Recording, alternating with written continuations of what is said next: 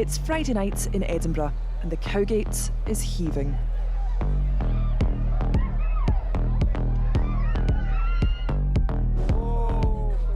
By 11 o'clock, lines for clubs and bars stretch as far as the eye can see.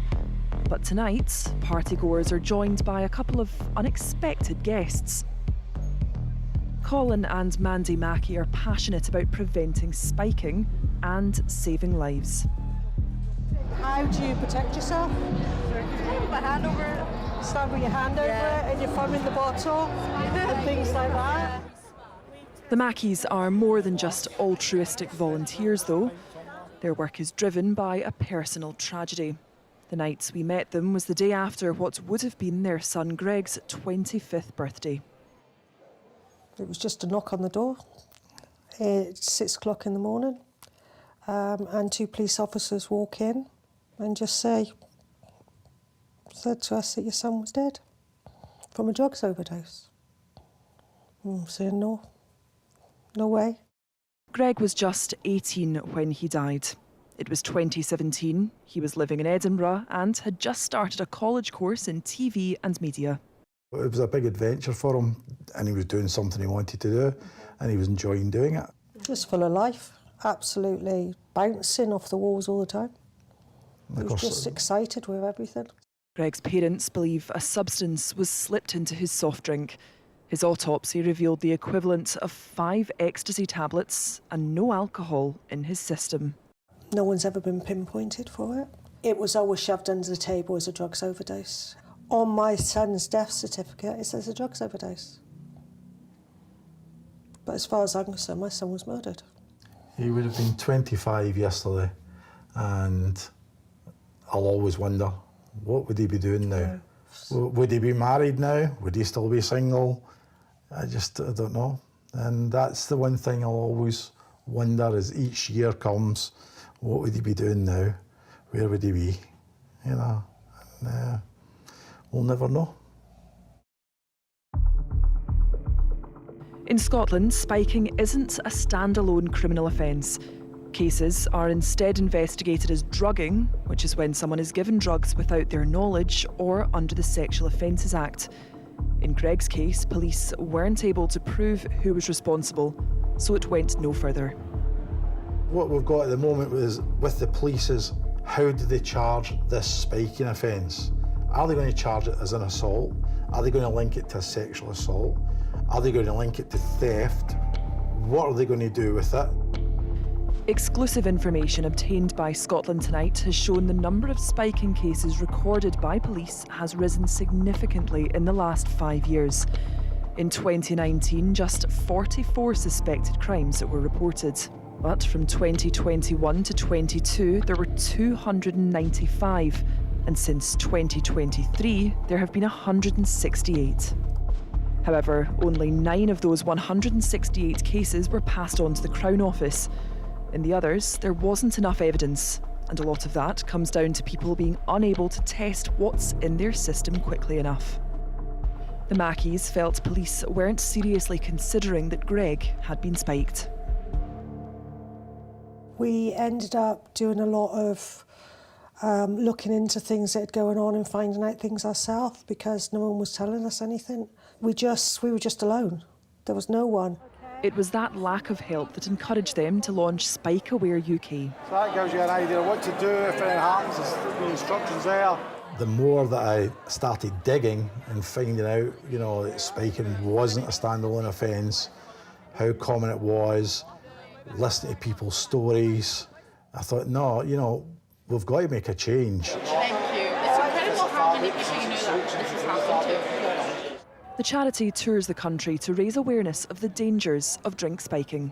These are absolutely fantastic. Can I have it? Will you use it? Yeah. I think you should go up to it about the spiking because the spiking up there is terrible. Yeah. I've had a girl in my arms overdose and like screaming, crying because someone put something in her drink. You know, they're aware of what's happening and they're aware of the dangers and they're already pointing out which clubs they're comfortable to go to. So that's an interesting thing for any club that's maybe a bit quieter tonight. Learn from what the other ones are doing and why the youngsters are going there. Colin and Mandy believe working with nighttime venues is critical.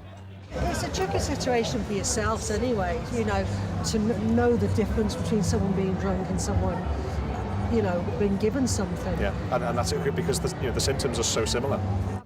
Michael Davies is the general manager of the Three Sisters in Edinburgh.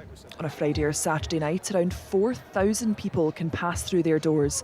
And during Freshers' Week, it's one of the busiest venues in town. Michael, who's worked in the industry for more than a decade, says people are talking more now about spiking. There is an awareness, but I think what isn't there enough is the prevention and also, you know, what to be aware of, you know, if it does happen. I'd like to think, hopefully, that those days are long gone, because, you know, you do hear stories many years ago where the bouncers were just, you know, they'd stand there and say, right, not my problem anymore. We try and educate our staff as much as possible. Now, if anyone were to come to the bar or to one of our security teams or one of our managers, the first thing is to make sure that they're safe. Mikey Boyd is trained to spot the signs of spiking. To be honest, we've been quite lucky here. We've not had many cases of that happen, but it is definitely something that has occurred in the past. We've got to be very vigilant of it. But not every venue is vigilant. That's something Zoe Smith learned the hard way. I remember one of the bouncers coming out and they basically said to me, "Oh, it's just another drunk girl," and they walked away and left me. The 20-year-old believes she was spiked while on a night out in Dunfermline. I said to my friends that I was going to go to the bathroom. That's when I ended up collapsing on the floor and realised I had been spiked. And I remember that was at 2 o'clock. I went to the bathrooms. At 4:30, one of the workers at the nightclub that I was at, she came banging on the bathroom door and the cubicle door and basically pulled me up and dragged me out of the bathroom. How did you feel at the time? You know, you said that you'd never experienced anything like this before. That must have been really frightening to be in that kind of state. Yeah, well, I thought I was going to die. That's what I kept saying in my head the whole time. I genuinely thought I was going to die. Zoe collapsed again in the streets and had to rely on strangers to call an ambulance and her mum. What's going through your head when you get that phone call? That must just be every parent's worst nightmare. Aye, it was dread, panicking, don't know if she's going to be alive or dead when you get there, basically. But fortunately, she managed to ask for help, so maybe a different story if she couldn't and then she was there herself. Nicola, who's a nurse, noticed what looked like an injection site on Zoe's arm. I woke up the next morning not being able to move my arm. I couldn't lift it up, couldn't move it, really tender, really sore. So I got my mum to check and there was a pinprick on the back of my arm with red kind of swelled up bits round it. Did you show that to the police? What was their response? They took photos of it. At first they said, "Oh, it's just a spot." And I was like, "It's not though." Because I woke up, I couldn't move my arm. I knew my body, I knew it wasn't. But I just felt like the police weren't listening to what I was saying. It's like they didn't take it serious enough. Toxicology tests showed Zoe had been given GHB, a date rape drug that can be deadly. But even after reviewing the club's CCTV, police weren't able to take her case any further because of a lack of evidence. Colin says that's common because officers don't have the tools to investigate properly. I feel a standalone spiking offence can get the police and A&E working together, going forward, and hopefully bring more prosecutions, because at the moment there isn't enough prosecutions, and as I keep saying, if there's no prosecutions, there's no deterrent. The UK government has committed to making spiking a specific criminal offence down south, but there's been no such move here. At the moment, they're currently, I think, waiting to find out how the law develops in England and Wales, and hopefully when they see it moving forward, they'll jump on the bandwagon and say, yeah, we've got to be part of this as well. Rachel Ovens turned to Spike Aware for help. She says she was spiked in a pub in Dalry in 2022. It took a year for her toxicology results to come back, which showed a high level of morphine in her system. I guess the experience with the police wasn't the best. I think it could be handled a lot better. You know, the police officer that dealt with me said that was his first ever case of spiking that he had. He didn't know how to deal with it or what questions to ask or, you know, how to follow up on that. Knowing that spiking isn't a specific criminal offence in Scotland must be inexplicable to you. Yeah. What do you think of that? What do you think needs to change there? Yeah, I just think it is frustrating. You know, the police can say they'll do all this for you and you don't get anywhere. It does need to be an offence of some sort because so many people are getting away with it, but it is leaving behind people's lives that, you know, can be so affected by it. Police Scotland declined our repeated requests for an interview. In a statement, they told us every report is taken seriously and perpetrators are dealt with swiftly and robustly. They added that they're working to ensure licensed premises are safe spaces for all and that anyone who believes they have been spiked should report it.